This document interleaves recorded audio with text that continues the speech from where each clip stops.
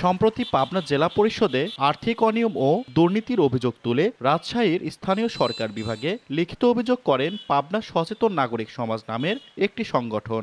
এতে উল্লেখ করা হয়, জেলার বিভিন্ন স্থানে ডিজিটাল ডিসপ্লে মনিটর বাবদ 10 লাখ টাকা বরাদ্দের বিপরীতে উত্তোলন করা হয়েছে 17,50,000 টাকা। একইভাবে দুর্যোগে ক্ষতিগ্রস্তদের সাহায্য, দুর্গাপূজা, ডাকবাংলোর বিভিন্ন সরঞ্জাম কেনাকাটা, বিভিন্ন প্রকল্প দেখিয়ে ভুয়া বিল ভাউচারের মাধ্যমে বিপুল পরিমাণ অর্থ হাতিয়ে নিয়েছেন ভারপ্রাপ্ত হিসাবরক্ষক মোহাম্মদ মোশাররফ হোসেন ও জেলা পরিষদের একটি প্রভাবশালী চক্র।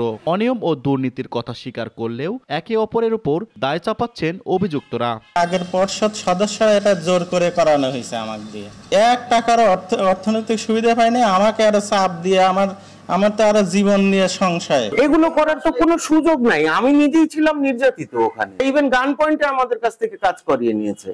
লিখিত অভিযোগ পেয়ে তদন্ত কমিটি গঠন করেছে স্থানীয় সরকার বিভাগ। প্রাথমিক তদন্তে অভিযোগের সত্যতাও পেয়েছেন তদন্তকারী কর্মকর্তা। সরকার পতনের পর আত্মগোপনে চলে যান জেলা পরিষদের জনপ্রতিনিধিরা, আর প্রধান নির্বাহী কর্মকর্তা অতুল মণ্ডলকে পদোন্নতি দিয়ে বদলি করা হয়েছে অর্থ মন্ত্রণালয়ের অন্য একটি প্রতিষ্ঠানে। বাকিরা আছেন বহাল তবিয়তে।